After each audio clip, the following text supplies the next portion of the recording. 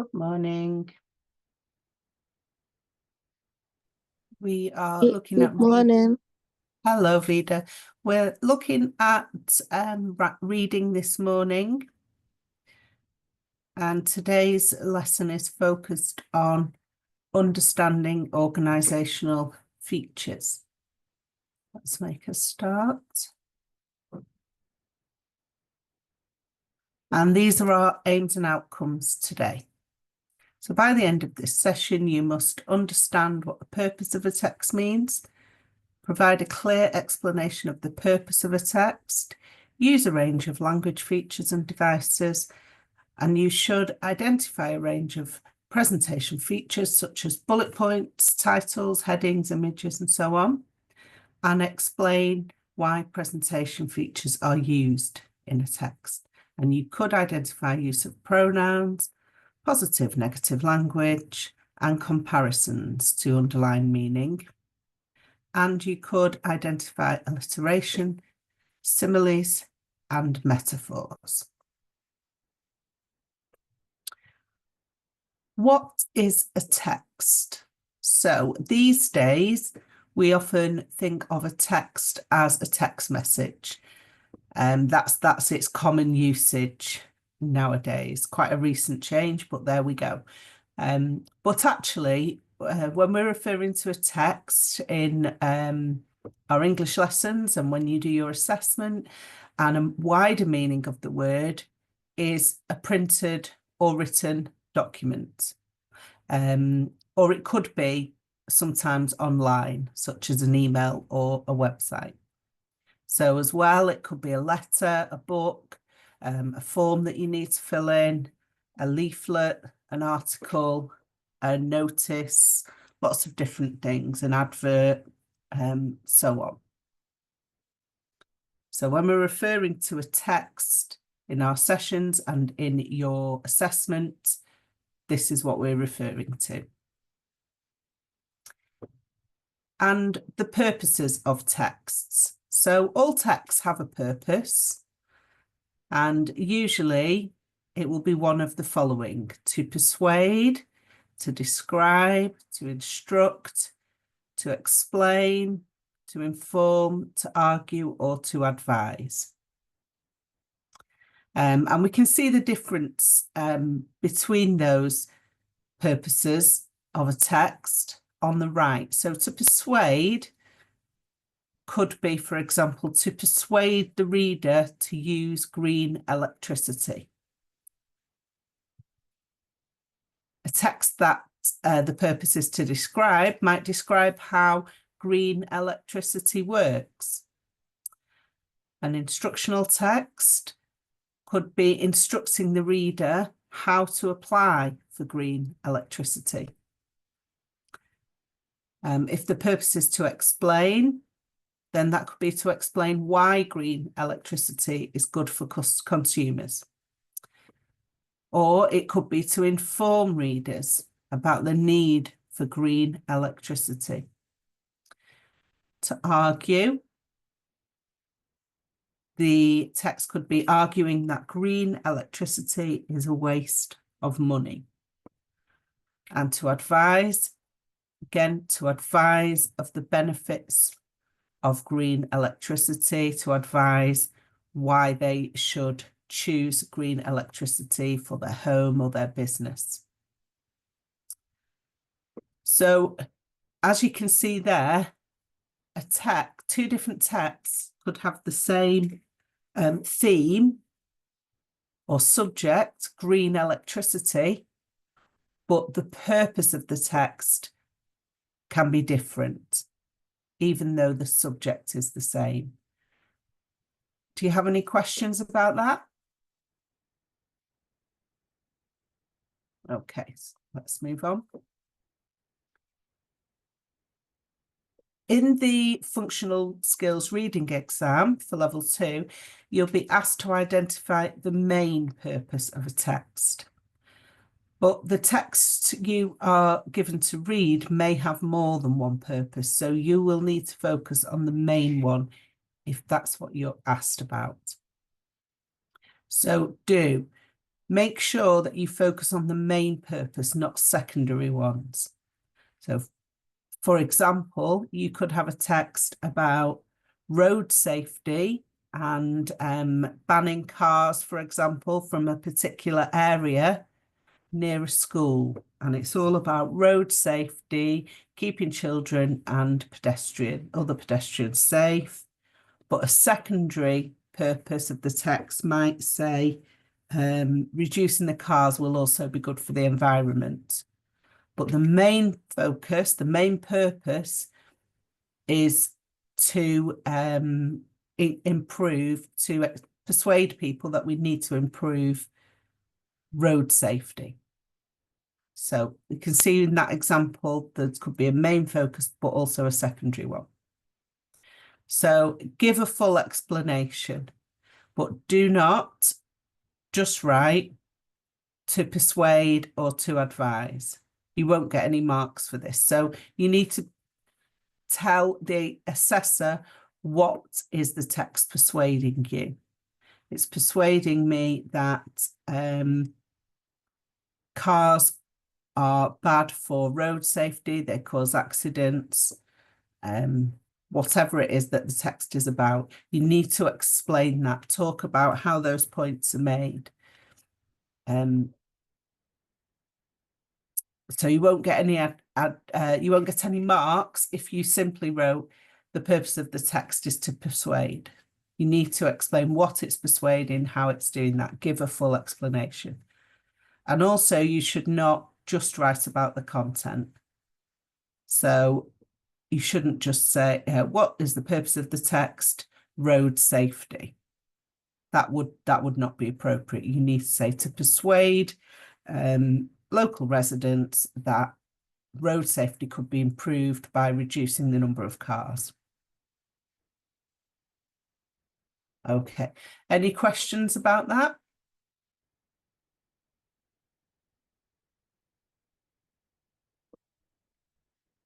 And if you're going to answer a question about the purpose of a text, you need to be able to work out what the purpose is. So you'll need to look at the type of text it is. So we looked at those. We'll just flick back. So what type of text is it? It's content. So what's the style, the sentence structure, the vocabulary, the format? How is it presented and structured? And who is its intended audience? And to help us understand, let's watch this video. So just bear with me while I share this.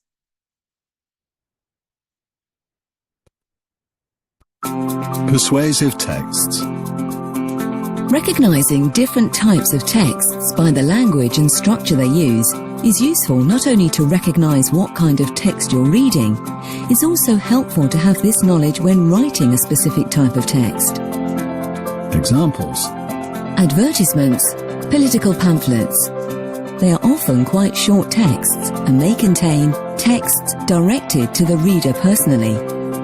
Why not try our bonfire cake? It's a wonderful new cake baked to perfection and using only the highest quality ingredients. The traditional recipe uses sticky treacle, moist brown sugar, the freshest free-range eggs, healthy whole grain flour and freshly ground spices. This delicious cake is food for the gods. However, it's cheap enough for us mere mortals to enjoy every week. Overall, we get the impression that the text is being directed to us personally. Descriptions, full use of adjectives and adverbs. Wonderful, new, traditional, sticky, moist, brown, free range, freshly ground, delicious, mere. Persuasive language and vocabulary, for example, superlative adjectives, overemphasis and exaggeration. Baked to perfection, highest quality, freshest, healthy, food for the gods. Reasoning connectives, for example, therefore, however. Rhetorical questions. Why not try our bonfire cake? images or pictures.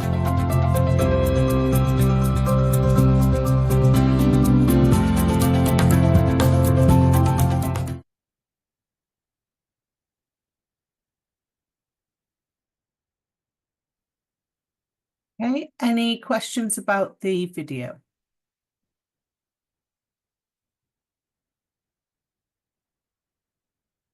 I'm going to watch another video about language features.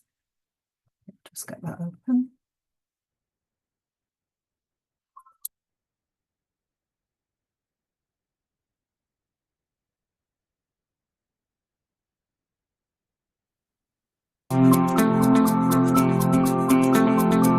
Writers use language features to achieve effects and influence readers. A text from a charity trying to persuade the reader to make a donation would use persuasive language. The use of rhetorical questions to make the reader stop and think. You wouldn't walk past an animal in pain and do nothing, would you? The use of the personal pronoun you to address the reader individually. And the use of emotional language to make the reader sympathetic or guilty.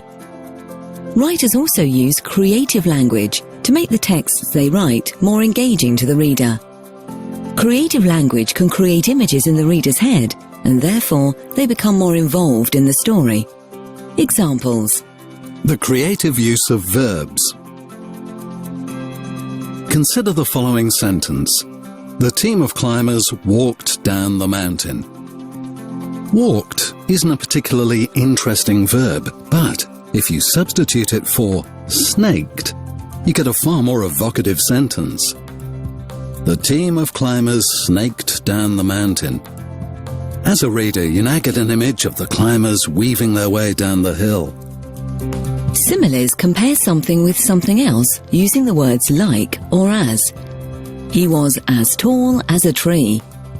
This creates the image of a really tall person, but is far more interesting than just saying he was very tall. Metaphor makes a comparison between two seemingly different or unlikely words or phrases. I'm in a sea of trouble.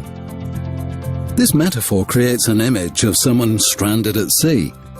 We know seas are vast, so this means a lot of trouble.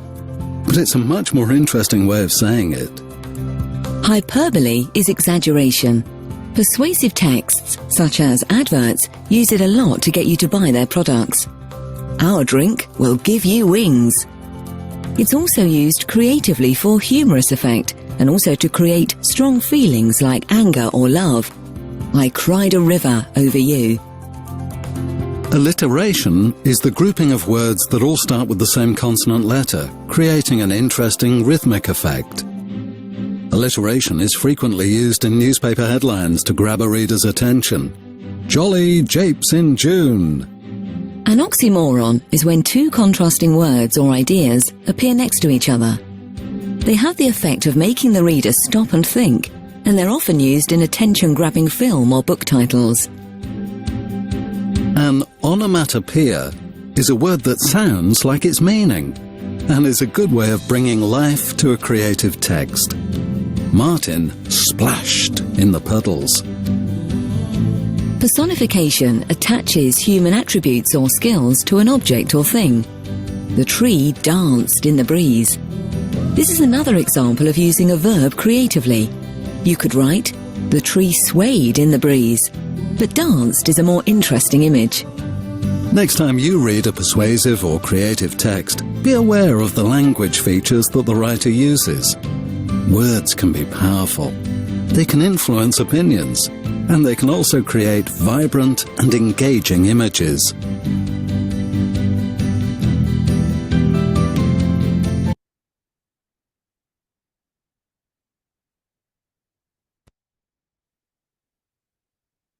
Any questions about the video, the first or the second one?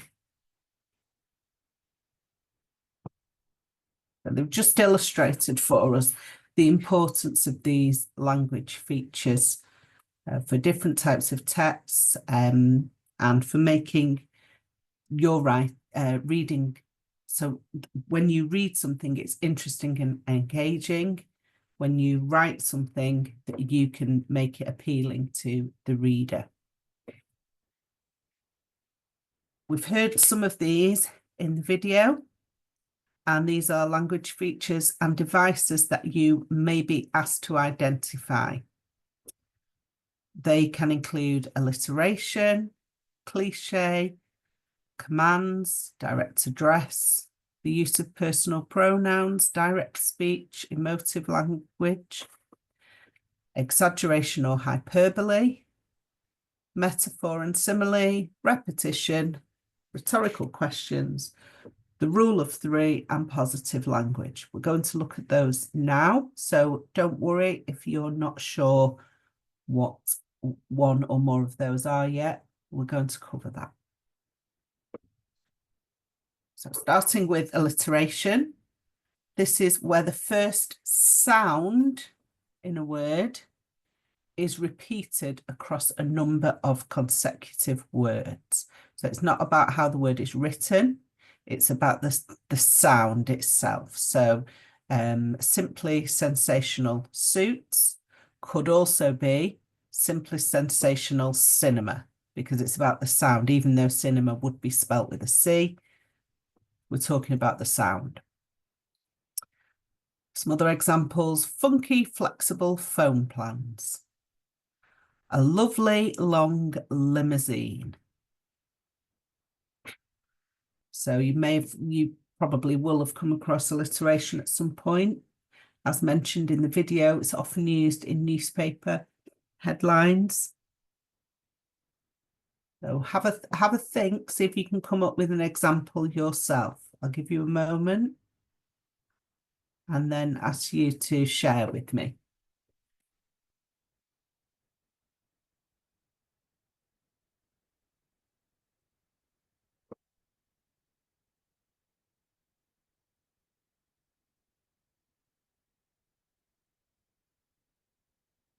Does anyone have an example they can share with me, just to show your understanding?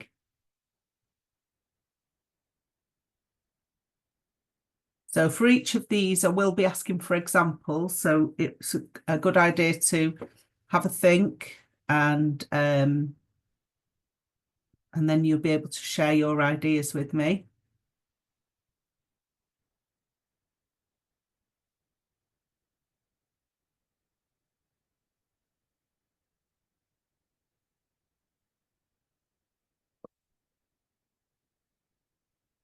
So I've got two of you in the lesson. So has one of you got an example you can share?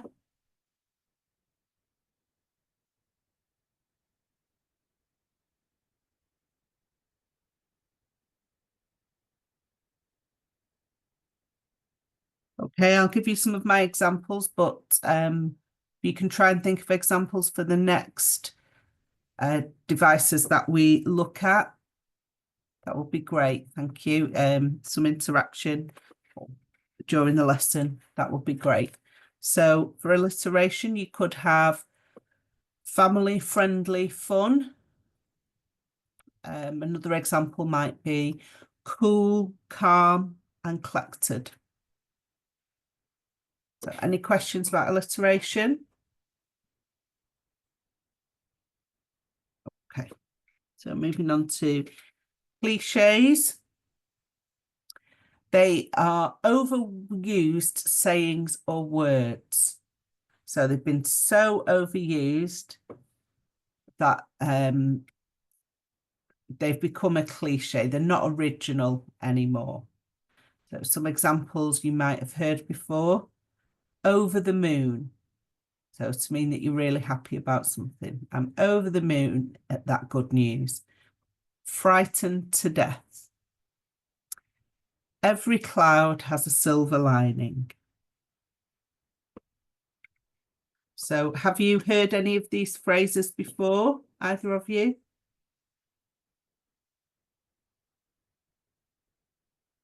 Yeah.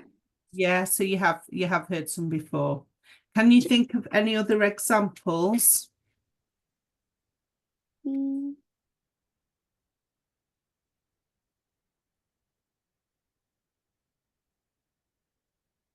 So an example I thought of, plenty more fish in the sea.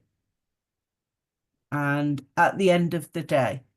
So that's one that you hear a lot when people are talking, giving their thoughts about something. They quite often finish with, at the end of the day, and then give their final thought. Okay. Beda, have you got any examples, or have you come across cliches before?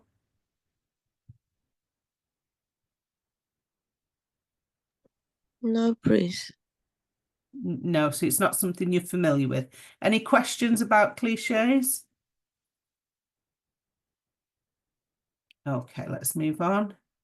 So commands. These are sentences that use the imperative to give a direction. So it's the command form or the imperative form of the verb. Most command sentences begin with a verb, and the you is understood. They are sometimes followed by an exclamation mark. So most sentences that begin with a verb are a command. So let's look at the examples. Get out. So it talks about the you being understood. If someone shouts at you to get out, they don't say, you get out. We know they're talking to us. It's just get out. Give me your phone number. So again, give, not, it's a command. It's not saying please. It's not a request. It's a command. Give me your phone number. Sometimes commands, it could be between friends and colleagues or whoever. It's not someone being angry. It's just a very direct request. So you might see in an advert, buy today, pay tomorrow. So you will see that device used in adverts, using that command to make people just want to do it. So if that example, buy today, pay tomorrow, if we changed it to please buy today, you could pay for this another day. It's giving people options. It's making them think, oh, maybe I don't want to buy it. Whereas buy today, pay tomorrow, it's very direct, making people want to go and buy it right now. And put the shirt in the washing machine. So again, we've not got the you put the shirt in the washing machine. The command version just says put the shirt in the washing machine. Any questions about commands? Can you think of an example? Is it come here a command? Yeah, definitely. Well done. Come here. Something I say a lot to my dog when she's in the garden and she won't come in. Any others? Any other examples? There's something people might say to their children, do your homework, or make me a cup of tea. So it's just using that direct approach and a verb at the beginning of the sentence. Go and clean the room. So could you repeat that one, please? Go and clean the room. Excellent. Go and clean your room. Brilliant. That's a good example as well. Okay, so moving on to direct address. This is where the second person or you form or the person's name is used to speak directly to the reader. Let's look at these examples. From the moment you step through the door, you can't help but relax. So I'm imagining that might be a hotel, trying to get you to go on holiday there, and they're speaking directly to you. So the moment you step through the door, so you're imagining that you're there and feeling relaxed because they're talking to you. So it's a device very much used in advertising again. You've got to see it to believe it. So again, with this one, the you is at the beginning of the sentence, but it doesn't need to be for direct address, but it's just that the writer is speaking directly to the reader. You're going to love our new menu. So again, used to advertise a restaurant, perhaps on social media to persuade people to come and try the new menu. You're going to love it. So have a think if you can come up with another example. Oh.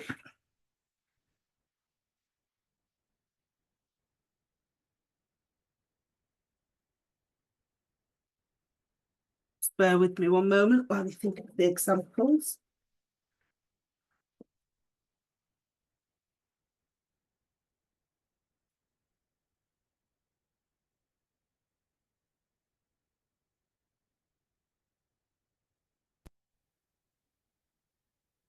Oh, any examples?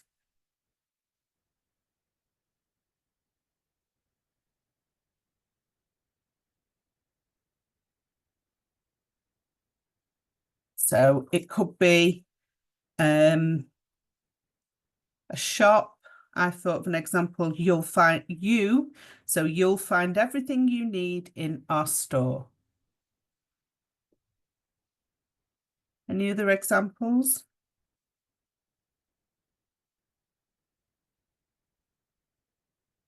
So come to our restaurant and you won't be disappointed.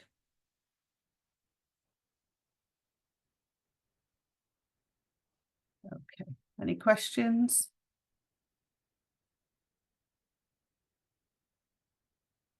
The use of personal pronouns. These are used to create a sense of connection or disconnection. They can be used both positively and negatively, and sometimes they'll convey bias, so they'll be one-sided. So here's some examples. This is my chance to shine. So if we replaced my with a, so it's a chance to shine, it doesn't have as much impact. So this is my chance to shine. It's about me, my opportunity. If we use a instead, then it could be anyone's chance. Does that make sense? Any questions about that? Okay, the running of the power plant was their responsibility and no one else's. So if you imagine something has gone wrong at the power plant, using their responsibility, that emphasis on the personal pronoun their indicates it's their responsibility. Whatever's gone wrong, it was their responsibility. So there's that bias there. And finally, this is your future they are talking about. Any examples?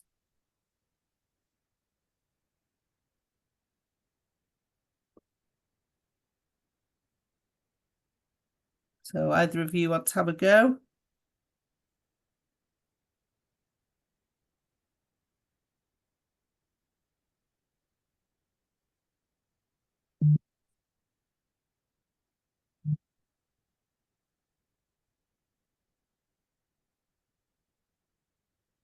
So we could say, I left you in charge. It was his fault that it happened.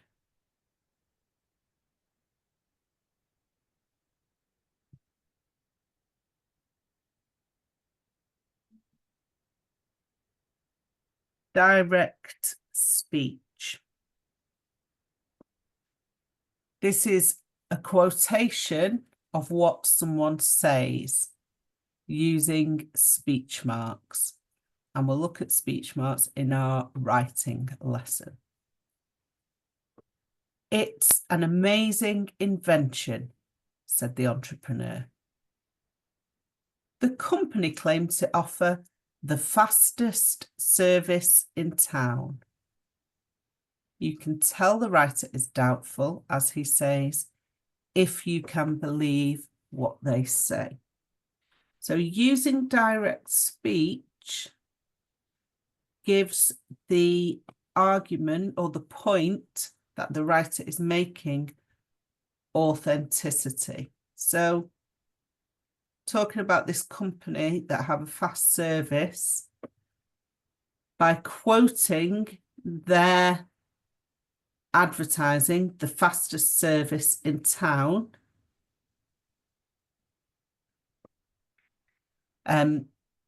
it's giving and something authentic to what the writer is saying. So they claim to offer the fastest service in town. It's something that we could go and check. Perhaps the writer's complaining because the service was very slow. So he's using their words against them. So we don't have the context, but that direct speech can be used in that manner.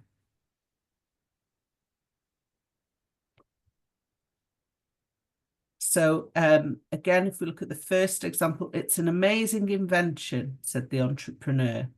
So you're writing about a new invention and you have quotes. So a journalist writing about a new invention, a new product, they have comments from other people, then it gives the writing, it makes it genuine, that they've done their research, that it's a balanced article perhaps because they've got other people's opinions and they've quoted them.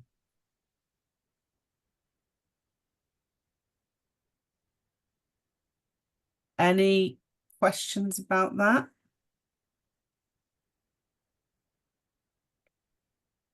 So something to note there in the purple box at the bottom is that speech marks can be used to add meaning in sentences, such as the mansion Paul claimed to live in was nothing more than a 2-bed terrace.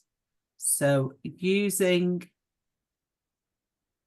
the word mansion in quotation marks or speech marks derides Paul's claim. So it's being sarcastic.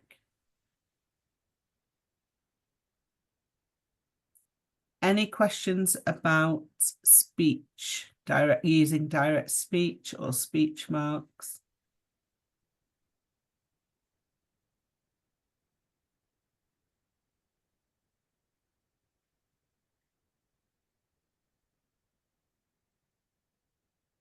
Emotive language. And this is when the writer uses language to try and get an emotional reaction from the reader. So in the video, we saw a poster for a pet charity, which asked, could you really walk by when there's an animal in pain? Some words similar to that. So using that word, an animal in pain. So it's emotive language. Similarly, here, to make a reader feel empathy, can you really abandon these poor kittens to a terrible fate? So what words in that sentence, so this one here, can you, whoops, so can you really abandon these poor kittens to a terrible fate? What are the emotive words used in that sentence? Which words have been chosen to make us feel empathy? Abandon. Good. Abandon. Any others?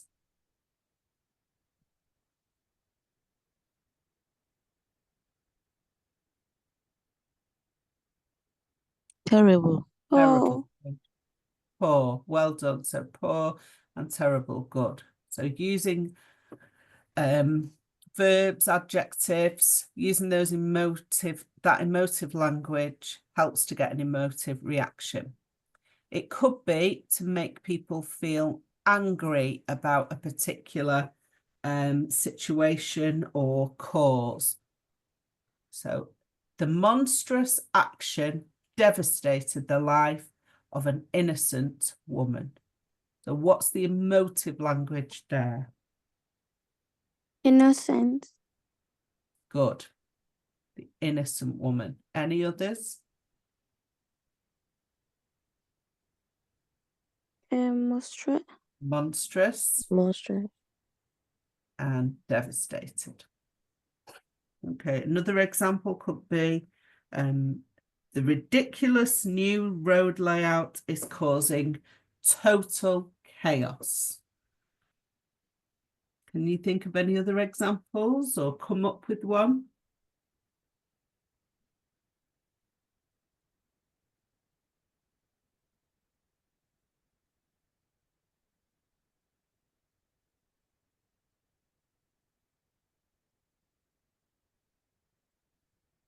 Okay, let's move on. Exaggeration, or it's sometimes called hyperbole when we're talking about texts. It is when a writer overemphasizes something. For example, I'm so hungry, I could eat a horse. So the person isn't really planning to eat a horse, but a horse is a big animal, so it gives an indication that this person feels really, really hungry. Okay, but it's exaggeration. I am starving. So people say that often. Most people who say that are not starving. They are not, their health is not in danger because they haven't eaten since breakfast. Okay. Most people who say, well, not most people, but people often say that when they are not starving. Okay. They are exaggerating to indicate how hungry they feel. I could sleep forever. So does this person really want to sleep forever? No. No. What are they saying? What are they trying to tell us by saying they could sleep forever? If somebody likes sleeping. So they like sleeping or they feel, Tired. yeah, really, really tired. Okay, well done.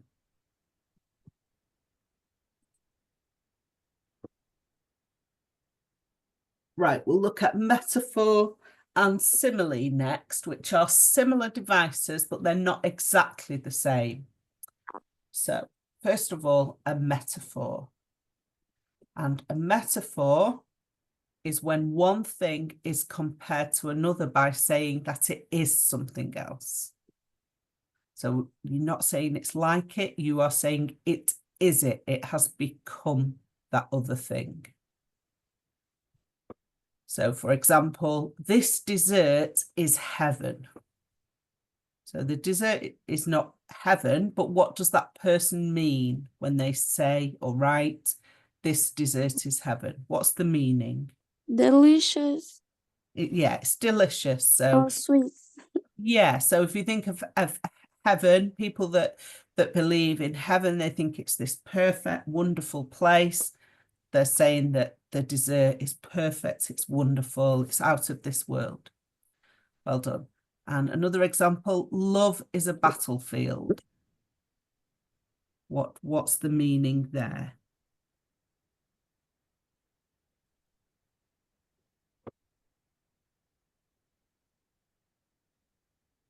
Battlefield is like a war or fight, something.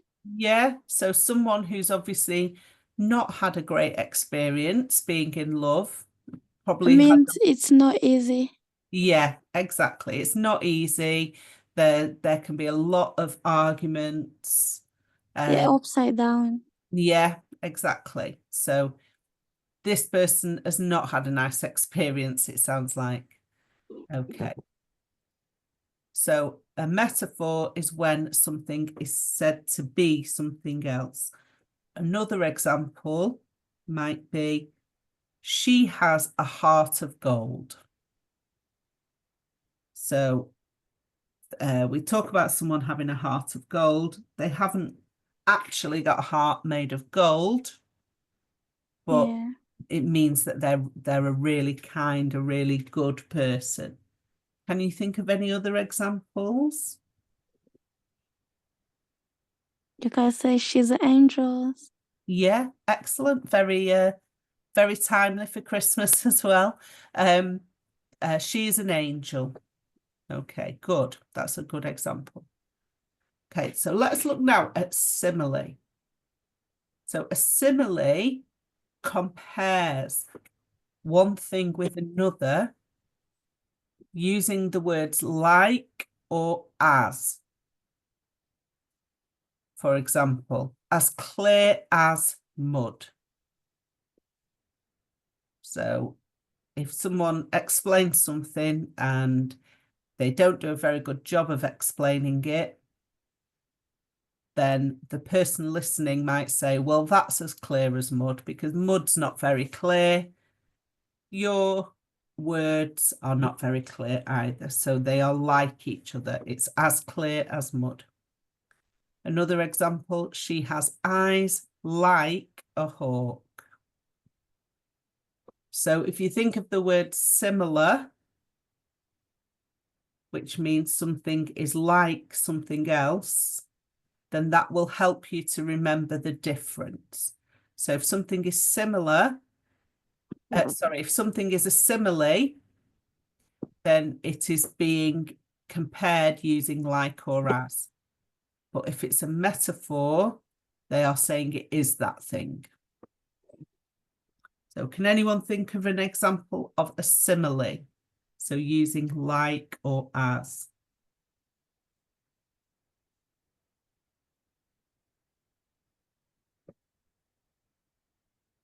So an example I thought of, the water shone like diamonds.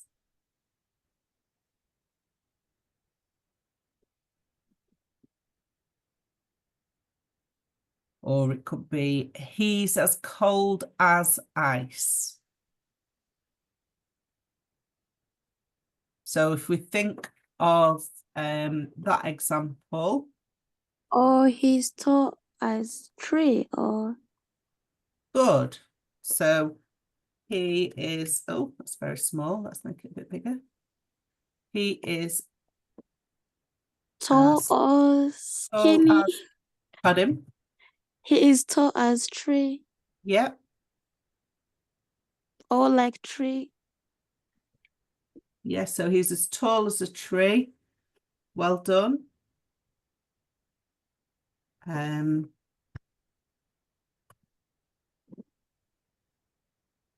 Oh, he is as cold as ice. So that would be a simile because we're saying he's like ice. He's as cold as ice is. But a metaphor could be he was, or he is an ice block. Okay, so can you see the difference there? So he is an ice block, meaning he's really cold. That's a metaphor because we're saying he is the ice block. But when it's a simile, we're comparing him. We're saying he's like ice. He's as cold as ice. So that's the difference. Okay, any questions? No. Repetition. And this is the repeating of a word or phrase for emphasis. For example, we can win this game. We can win this match. We can win this tournament. So that emphasis there, make people feel they can win. I can't eat. I can't sleep. I can't even breathe. Recycle glass, recycle plastic, recycle cardboard. Often the repetition is in threes. Not always, but that just is the rhythm of having something in threes just works well. So you will often see repetition in threes. Can you think of any other examples?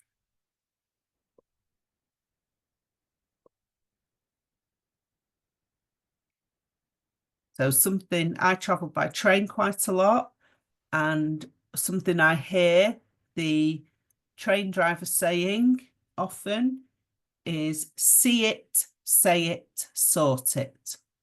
So they say, if you see something suspicious, tell somebody and it can get sorted out. But that doesn't sound very memorable. So instead of that, they say, see it, say it, sort it. That helps people. It emphasizes it, but it also helps people remember it as well. So can you think of any other examples?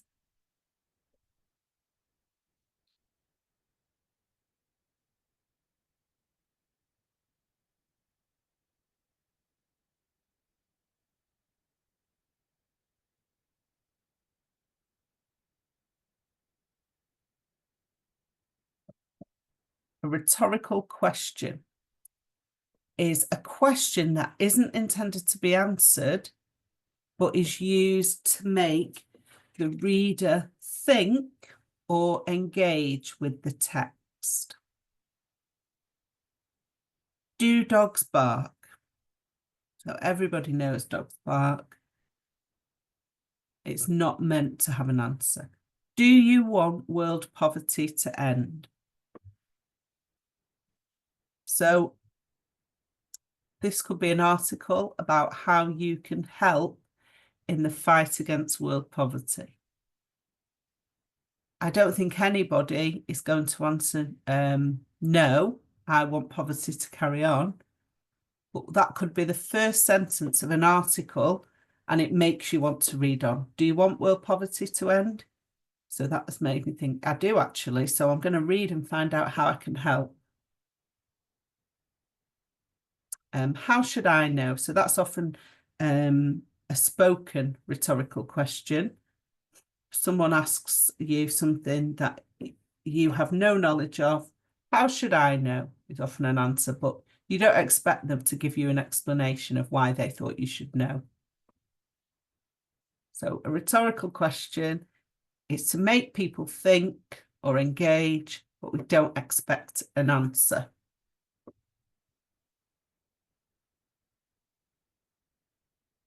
So any examples that you can think of?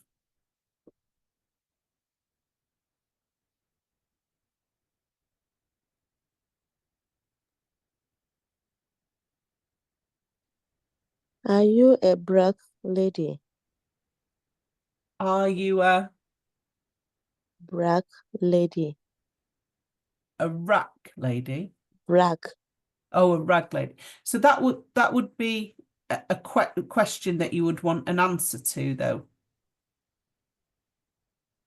So we're thinking of questions where we don't really want an answer, but it's used for impact, to have an effect. So another example might be, do you think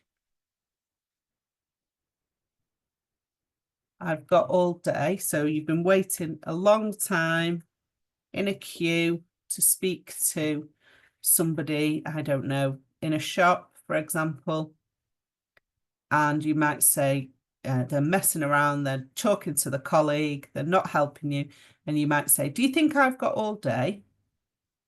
But you don't expect them to answer you or answer that question, but it's telling them that you are in a rush, that you are fed up of waiting, and you want them to get on with it.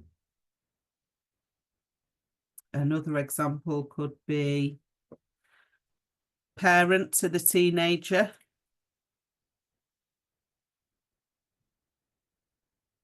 What time do you call this?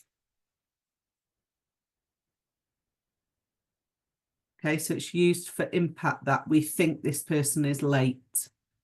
but we don't want them to give an explanation of what time it is.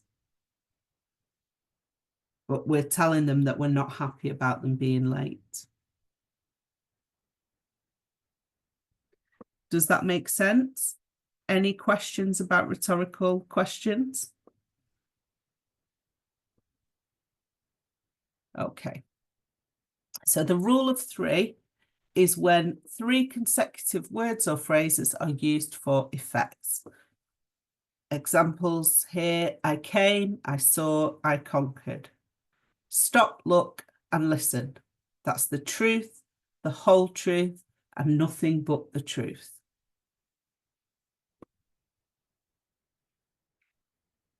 So another example was used, I don't know if it's still used, but it was used for many years for advertising Rice Krispies. Snap, crackle, pop.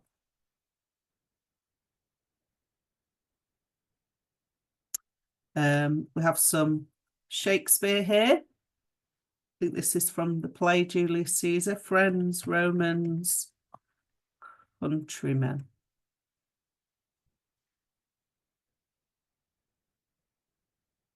Okay, so that rule of three has been around for a long time. Hundreds of years ago, Shakespeare was using that as well. Any questions or any examples?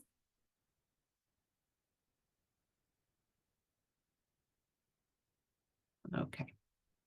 Positive and negative language may be used by writers to lead the reader in a particular direction by using strong adjectives or by making comparisons.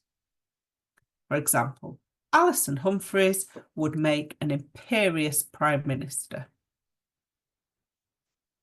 X-File Industries had made an egregious error. Look at the standard of living now, in contrast to that of the 1970s, and the average customer is quidsing.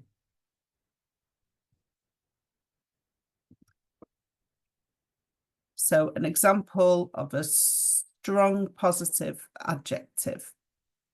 The manners of present-day youth contrast dramatically with the manners of the youth in the past. So dramatically. So the use of particularly adjectives can make the reader think one thing or the other, particularly used by writers or authors in novels to make us view characters in a particular way. So when a character is described in a book, often the adjectives will lead us to think of them in a certain way. So whether they're devious and sly, or whether they're kind and helpful. Any questions about that?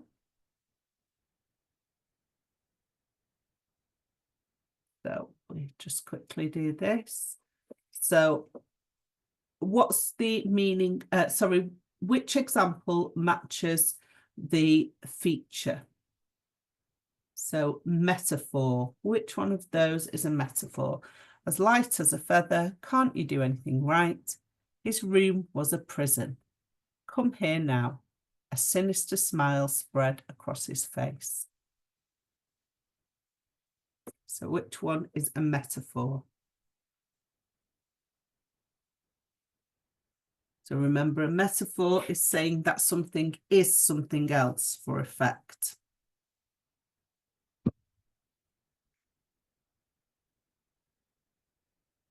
Okay, if we're not sure about metaphor, let's move on to alliteration, where the same sound is used for different words in a sentence.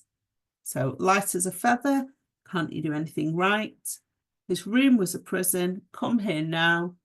Or a sinister smile spread across his face. Last one. Yeah, well done. So we've got that. Just a moment. So we've got that repeated S sound. Well done.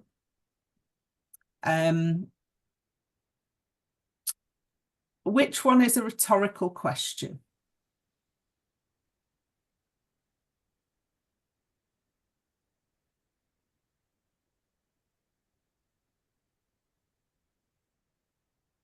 Can't you do anything right? Good. So a big clue, it's got a question mark at the end. Okay. But yeah, can't you do anything right? So that's the question we're not really expecting an answer for. A command. So we're telling someone to do something. We're not using the word you or please to make it a request. We're just telling them to do something. I'm here now. Good. Well done. Come here now. A simile. So we're saying something is like or as something else. As light as further. Good. That's right. I'm just trying to find my mouse. There it is. And so finally, a metaphor. What are we left with? His room was a prison. Good. So his room was a prison. So we're imagining someone who's stuck in their room. They can't go anywhere for whatever reason. It's very negative, isn't it? Okay. Well done. So this time we're going to work the other way around. Start with the example, and if you can tell me what the feature is. It's going to be fun, fun, fun. So is that alliteration? Is it repetition? Is it a rhetorical question? What do you think? It's going to be fun, fun, fun.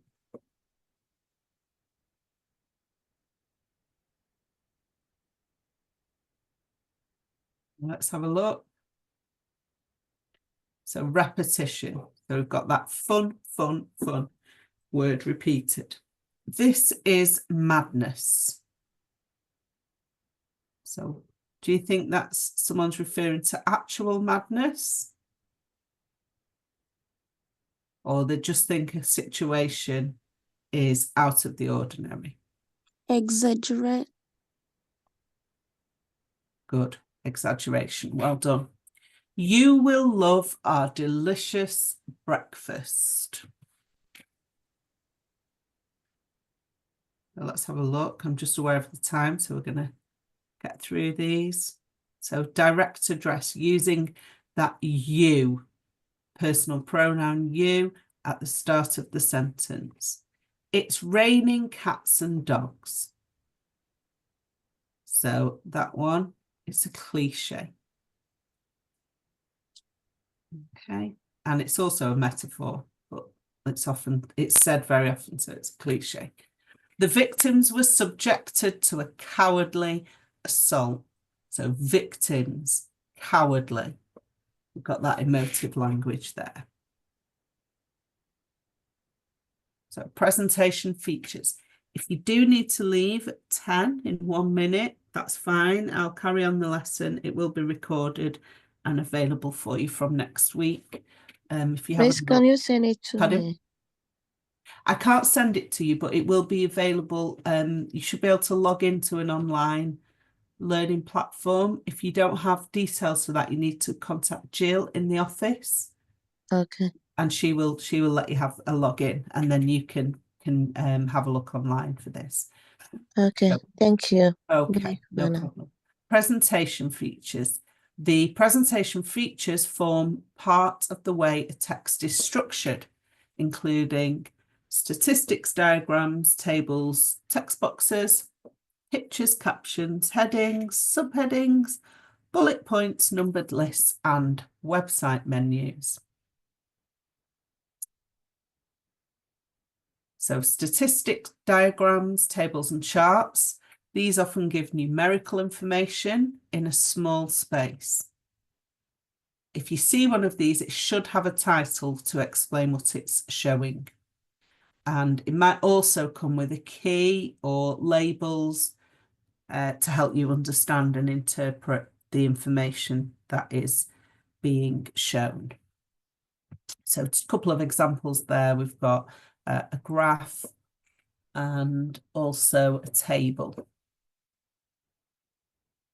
Images are often used, particularly in, if you'll see them in magazines, newspaper articles, but also in textbooks, in advertising, all sorts of areas. They may include, a text may include an image, and it could be a drawing or a photograph to illustrate the content contained in the text. And a label underneath is called a caption. So an article about the Titanic Exhibition Centre in Belfast may have a picture of such as this one. Headings. These can also be called titles and appear at the start of a text. And it tells the reader what they are going to be reading about, what the text is about. A subheading is a heading of a section in the text. So if you have a look there at the example, we've got the law is the main heading, and then we have a subheading. Dealing, I think it says. I'm sure you will spot the title has not used a capital letter for the and law, which it should have done. I'm sure you all would have spotted that.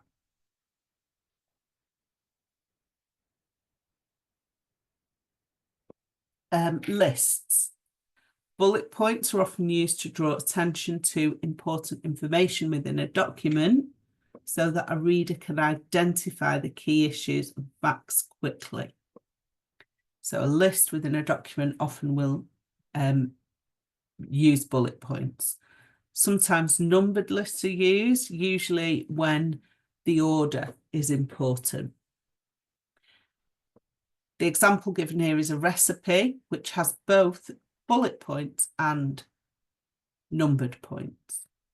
So the ingredients, we gather all our ingredients before we start cooking. Doesn't matter which order we get them ready.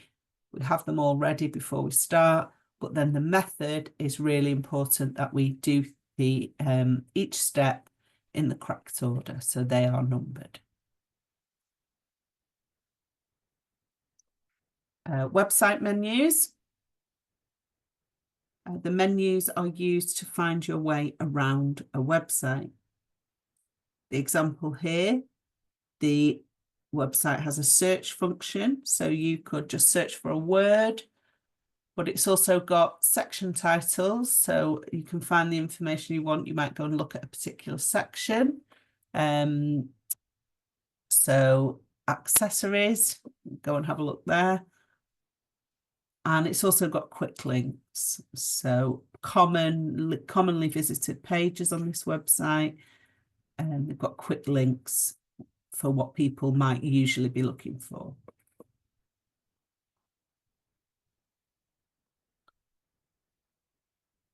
So the text or presentation features are used to draw your attention to parts of a text and could include subheadings, which help you identify topics within the text. Excuse me, and also where to find them. So you might be skimming or scanning the text and you can find that subsection easily using the subheading. Different fonts can be used, which might highlight that something is particularly important or interesting. Using bold font or italics, often used interchangeably to show that a particular word is important, for example, and it may show that you can find the word in a glossary, something that we looked at in last week's sessions. Bullet points bring key points to your attention, and numbering, so both of those used for lists. The numbering is often used in instructions like recipes, because it shows that those steps need to be done in a particular order. Okay, so what does a diagram do? It helps the reader to gain a better understanding via a drawing which shows or explains something. The graph or a chart helps you or the reader to understand numerical or complex data more easily. So reading about data can be quite hard to imagine what that means, but seeing it in a graph can be really helpful to help you visualize that. Images, so that you understand what something looks like. A caption tells you what the image is, and labels could be used on an image or even a map, a graph, or parts of those. Okay, so I think the two people in the lesson have had to leave, so we'll just go to the end, to our aims and outcomes. And I hope you've been able to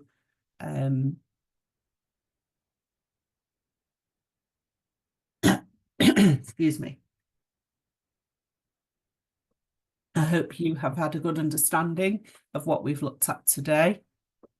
Feel free to re-watch and try and think of some examples for each of the devices that we talked about in the first part of the session. Have a go at coming up with some examples yourself, and I will look forward to you joining me for the writing session. Thank you.